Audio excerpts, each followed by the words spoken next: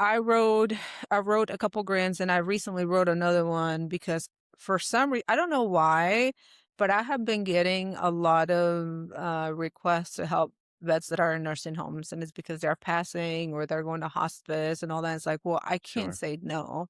And they are very, very time consuming because I go to them instead of them coming to me. And so when I started the nonprofit, Sure. it was I had D. D comes up a lot.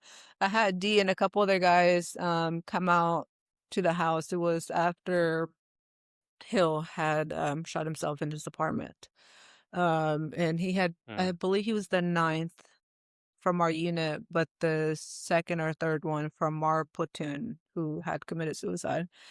Um, and he was one who has struggled a lot. And I helped him when I was at the VA, got him mental health services, got him housing. He was homeless. He fell into addiction, all that. And finally, after moving to different states, he ended up in California. And he seemed to be happy and he just couldn't take it anymore. And they found him in his apartment. So That's I so was hard. like, okay, we got to do something about this. And I had already had the idea of OTW. I came up with the idea a few years ago, but it really became a solid idea with the plan when I was working on my PhD program and really dove into the mental health piece and all that. And D had reached out and said, "Hey, this is too much. Like, this is too much. We really need to get together and check on our mental health." And so we're looking for venues, right, in Kansas City, nearby area. And I was like, well, I don't know what you guys think about this, but we have a house that sits on 20 acres. And when we moved out here, we made it kind of military friendly. Like we added a fire pit, an outdoor bar, trails, a pond, so we can hike and fish and all that. And I was like, you guys can come out. Families are invited, spouse, children.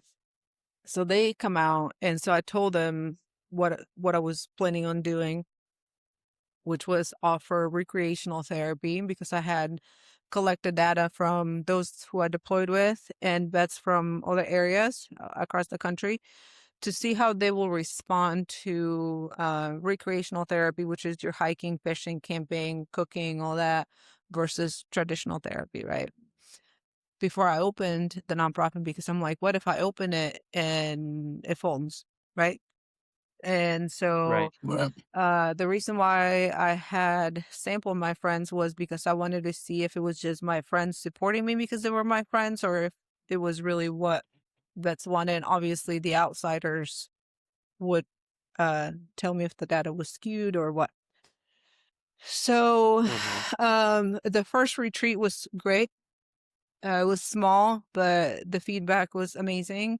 The data came back, and a lot of the vets, except for one, said they preferred traditional therapy, that they preferred a female provider, prior service, who was familiar with military lingo. They didn't have, they were not against traditional therapy. Their problem with it was that um, a lot of the mental health providers didn't understand military culture. And so they felt like they were Sure. Yeah. going into therapy to educate the therapists about military, and they didn't want that. They just I've heard wanted that. to get help. Yeah. yeah, Right. or defend themselves. I hear that one too. Like you're almost defending Yeah. yourself in And there. so I was like, okay, So well, and the one interesting thing was most wanted a female provider, most of them. The Vietnam population did not want a female provider. They were very against um, that, but I think it's that population, right? And the era and just how they grew up and all that. Yeah. men being men, And yeah, that was exactly. that. And so Yeah, obviously the second year we had another retreat and it kind of took off, and then we did some outreach and we said, hey, outside the wire, we do suicide prevention trainings, we go into nursing homes and we help vets that are in nursing homes needing help, try to educate them about the health administration, the benefits administration, and burial, and like who can help who and what forms are needed. So many forms. Oh my gosh, Mm-hmm. the VA has 1,000 forms. for Yeah. the form for the form for the other form. You gotta and then you gotta submit a form to You're get a not form. kidding.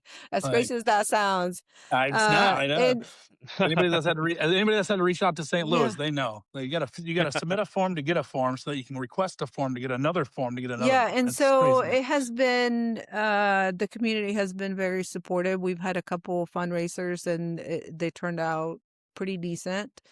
Um we are having And this year you're we're doing doing your our 3rd third, and so we retreat, have correct? grown, and we are getting sponsors for this one. So we're moving from our land to it's a place called the Honey Pit, and it's a really nice Airbnb. It sleeps up to 12, but we can also camp outside. It's out in the skirts of town at a strip pit, and it's just beautiful. And we're actually catering food, so it's growing, right? And then we're having Nice. volunteers like take care of the kids, and we'll have activities for the kids like art therapy and all that.